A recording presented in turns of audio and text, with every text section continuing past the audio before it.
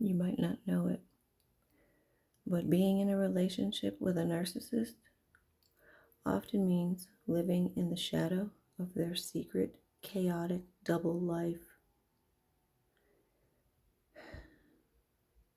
Narcissists are deeply empty individuals who constantly seek external stimulation to fill their void. This may manifest as drug use, porn, emotional affairs, financial schemes, or grooming new supply. And my ex in particular, well, he is a drug addict. He does like porn. He has a lot of emotional and physical affairs. And he's always on the lookout for a new supply. They flirt. Yeah, he does. Secretly, though, on his phone, pretending like, he's just texting his son or he's playing a game. Yeah, he's playing a game, all right.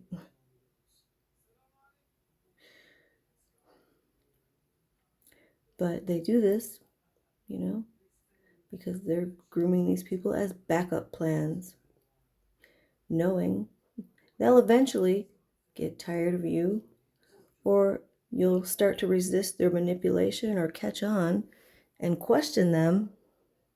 Well, then they start checking in with those side people to see which one is going to take your place. Promises are used as tools to control, often withdrawn, denied, or postponed indefinitely, with no intention on fulfillment. Narcissists operate without a moral compass, prioritizing their own gratification above all else. That is absolutely true. It does not matter how you feel or what your thoughts are on it, it's basically like you don't matter at all in the equation when they want to do what they want to do. The only time it matters is when you leave.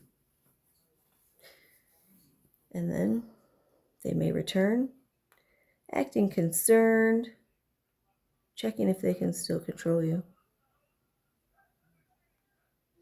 If children are involved, they weaponize them to maintain influence, often causing emotional harm through counter-parenting or objectification. Staying often stems from fear of pain of letting go. But this ultimately allows the narcissist to perpetuate damage. The freedom and stability come from recognizing their incapacity for peace, detaching from their influence, breaking the trauma bond, and prioritizing your own healing and emotional wholeness. Because they are a wolf in sheep's clothing. They always will be. They do not have the capacity required to make change. It's not in them. They literally have a different brain wiring than normal humans.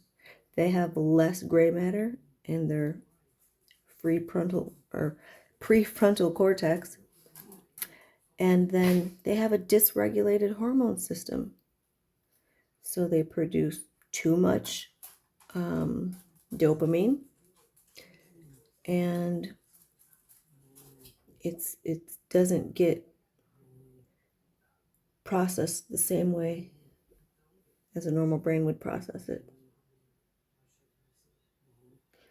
And there's a whole list of issues dealing with their brain, why it's not the same as ours. And it puts them in like a mentally handicapped category almost. That's how they are, and there's no change.